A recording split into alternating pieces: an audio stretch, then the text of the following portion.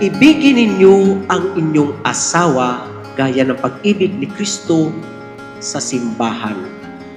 Ang lalaking nagmamahal sa kanyang asawa ay nagmamahal sa kanyang sarili. Andiyan ka sa bawat oras na napipil ko ang kahinaan. Andiyan ka lagi sa mga bagay na lagi ko napapanalunan. Siguro instrumento yun ni Lord para mapakita sa akin na sa buong buhay ko, ikaw at ang pagmamahala natin ang tunay na tagumpay ko.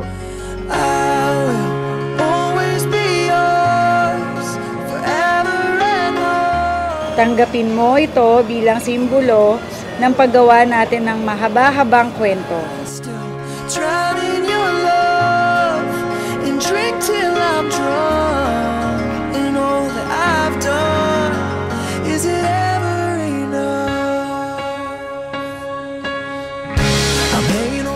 Jessica, ikalbasa mo po ang iyong paparito upang mag-isang dibdib si Kenneth na iyong pamamahalin at paglilingkuran habang buhay? Opo, Father.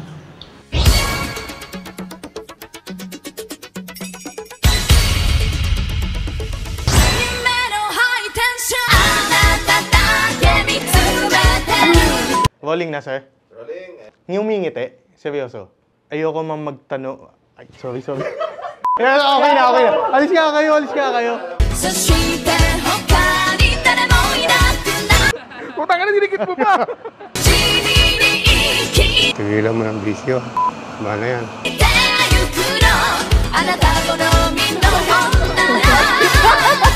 Ayan, mahal. Naiyak ako na. Hindi, paano ba? Naiyak talaga ako.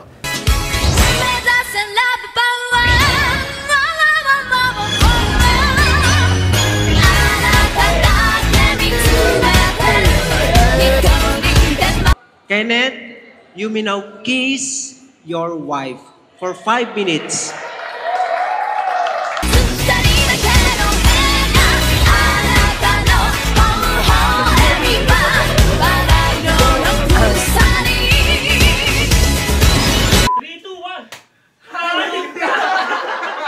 And 3, 2, 1.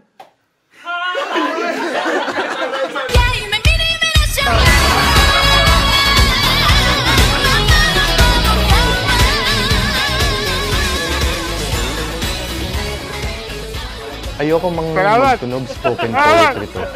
Pero wala namang mas ibang magandang intro dito gaya ng mga napapanood niyo. Mahal! So, sa oras na to, sa tingin ko wala na akong masasabi pa. Dahil sa bawat oras na magkasama tayo, lagi ko namang sinasabi sa iyo na lagi kita mahal. Mahal kita sa araw ng kalokohan at kasiyahan. Mahal kita lalo na sa panahon ng kabiguan. Ikaw ang lagi kong katuwang sa lahat ng bagay. Sa harap ng pagsubok, sa harap ng grill ng pork sangyupsal, maski sa paghingi ng kanin sa inasal. I don't wanna close my eyes, I'm feeling so alive. I try to find the words, but no words can say what my heart is feeling. I just wanna stop the world from spinning, slow it all down for a minute. Sabi ko, hindi ako iiyak eh. Pagkasabi ko ng mahal pa lang eh, umiyak na ako.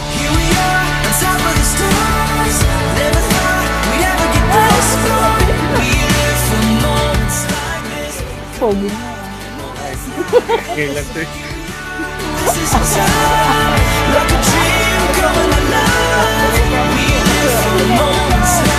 Ay,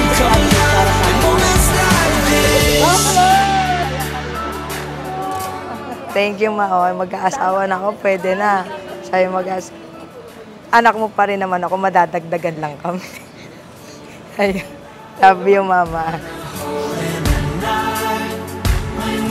Kasi ako ay matanda na din, gusto namin mag-settle. Pero siya yung nakita ko na worth it ito. At kung hindi sa kanya, at kung hindi lang naman siya, siguro hindi na lang din. So siya pa rin ang pipiliin.